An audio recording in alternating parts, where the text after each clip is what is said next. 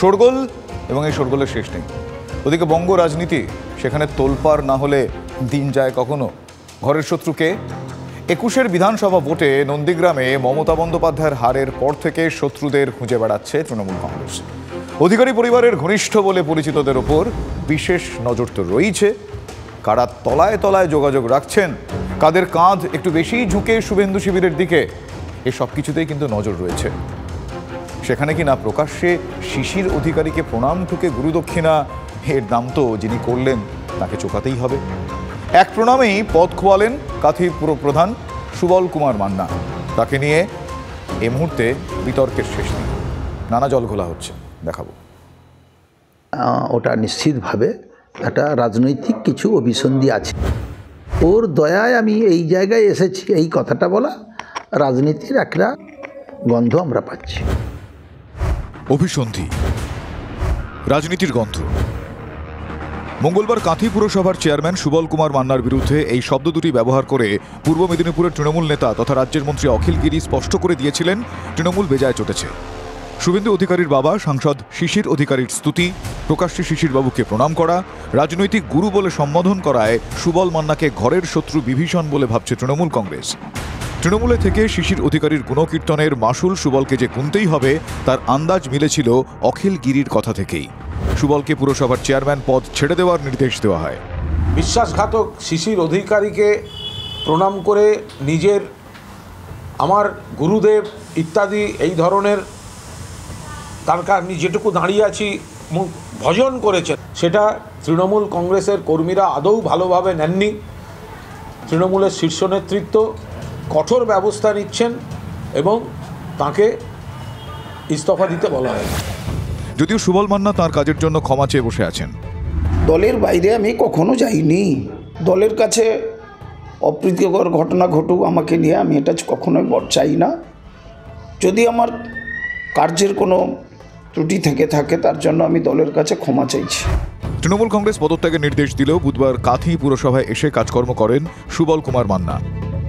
সূত্র মারফত যেটা জানা যাচ্ছে, গত দুদিন আগেও এই নির্দেশ পেলে কিন্তু এখনও পর্যন্ত তিনি হাতে কলমে কোনো কাগজ পাননি বলে দিব্যি কাঁথি পৌরসভার অফিসে নিজের কাজ করে চলেছেন। আমি এই মুহূর্তে পর্যন্ত কোনো চিঠি পাইনি।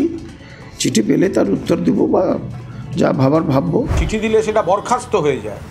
ওর ন্যূনতম সম্মানটা রাখার জন্যই ইস্তফা দিতে বলা হয়েছে।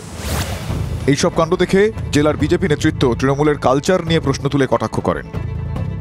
একটা সামাজিক অনুষ্ঠান, সেই অনুষ্ঠানে বরিষ্ঠ কাউকে কেউ প্রণাম করছেন। আসলে তৃণমূল এই সামাজিক সংস্কৃতি, সামাজিক ভাবনাগুলোকে কখনোই বিশ্বাস করে না। কয়েক মাস পরেই লোকসভা ভোট। তৃণমূলের নজর জেলার দুটি লোকসভা আসন। তমলুকের সাংসদ দিব্যেন্দু অধিকারী ও কাঁথির সাংসদ শিশির অধিকারী। শুভেন্দু অধিকারীর ভাই এবং বাবা দুজনেই তৃণমূলের টিকিটে জিতে শুভেন্দুর সঙ্গে বিজেপির দিকে ঝুঁকে। তাদের কাছ থেকে এবার আসন দুটি ছিনিয়ে নিতে মরিয়া তৃণমূল কংগ্রেস।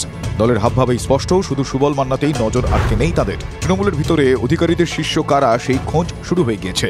অধিকারী ঘনিষ্ঠদের চিহ্নিত করে ছেঁটে ফেলতে চাইছে তৃণমূল।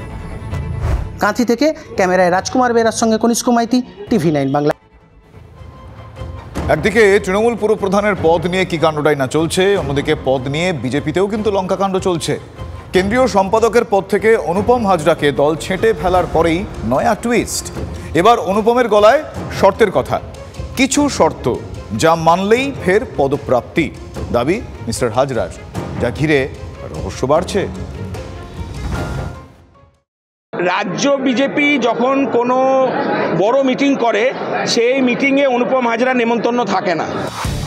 এ তো গেল অভিমান, তাতে শেষ হলে আলাদা কথা ছিল, কিন্তু আরও আছে, আরও অনেক কিছু।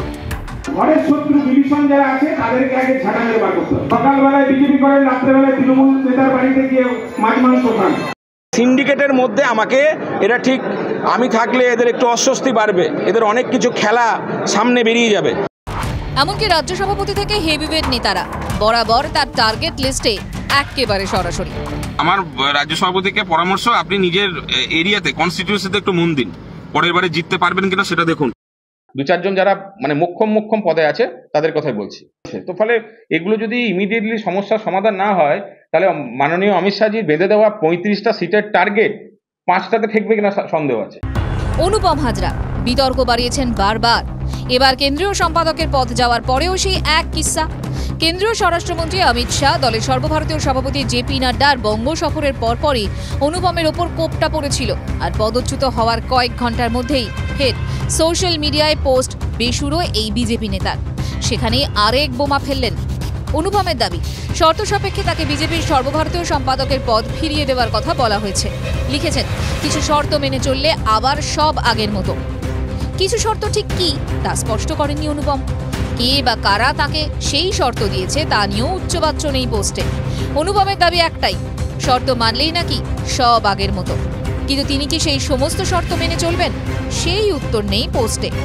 তাকে সরানোর সিদ্ধান্ত সেটা কিন্তু খোদ বিজেপি সর্বভারতীয় সভাপতি। দলের মহাসচিব অরুণ সিং মঙ্গলবার রীতিমতো বিজ্ঞপ্তি জারি করে জানিয়েছিলেন, সর্বভারতীয় সভাপতি জগৎ প্রকাশ নাড্ডার নির্দেশে সরানো হয়েছে অনুপম হাজরাকে। এত কাণ্ডের পর বঙ্গ বিজেপি মুখ বন্ধ রাখে কি করে? পার্টির সিদ্ধান্ত আমাকে সরিয়ে দিচ্ছে এক সময়, তো পার্টির পরিবর্তন হতেই থাকে। যেটা ঠিক মনে করেছেন কেন্দ্রের লোকেরা সেটা করেছেন। আপাতত এ নিয়েই নয়া ঝড় বঙ্গ রাজনীতিতে। অনুপম প্রসঙ্গে কিন্তু কৌশলী তৃণমূল। বিজেপির কেন্দ্রীয় সম্পাদক এটা কত বড় ব্যাপার। এখন তাঁর দোকান খোলা থাকবে না দোকান উঠে যাবে না দোকান বন্ধ করবেন তিনি বুঝবেন, তিনি তার দোকানের মালিক। অন্যদিকে সোশ্যাল মিডিয়াতেই হাজরা মশাইকে খোঁচাতে ব্যস্ত দলের আর এক নেতা। তবে বীরভূমের তৃণমূল নেতারা খোলাখুলি ব্যাট ধরেছেন অনুপমের হয়েই। সেই বীরভূম যা অনুপমের কর্মক্ষেত্র, তাঁর জেলা। ফলে সব মিলিয়ে খেলা জমজমাট। অনুপম ভালো ছেলে, শিক্ষিত ছেলে, এডুকেটেড পার্সন, বিশ্বভারতী একজন অধ্যাপক ছিলেন। বিজেপি দলে যে ভালো কথা বলবে, যে সত্য কথা বলবে, তার জায়গা হবে না, সেটা এখান থেকে প্রমাণ পাচ্ছি আমরা। শুদ্ধিকরণ সাপেক্ষে রাজ্য নেতৃত্বের অনুমতিক্রমে তিনি আসতে চাইলে আসতে পারেন। জল তাহলে কোন দিকে গড়াচ্ছে? অনুপম হাজরা এক সময় তিনি তো ছিলেন তৃণমূলেই, বোলপুরের সাংসদ। গত লোকসভা নির্বাচনের আগে বিজেপিতে যোগ দেন। ফের আসছে লোকসভা ভোট। এবার কি খেলা ফের ঘুরতে চলেছে? এর রং বদল, দল বদল আসন্ন। সম্পাদক পদ থেকে দল সরিয়ে দিয়েছে, কি বলবেন আপনি? আপনার নিরাপত্তাও প্রত্যাহার হয়েছে Anupam. Happy new year. Happy new year. নতুন বছর সবার ভালো কাটুক। আমি এখন দুদিনের জন্য হিমালয়ে যাচ্ছি, হিমালয় থেকে ফিরে আসি, তৃতীয় দিনের দিন কথা হবে। Bureau report, TV9 Bangla.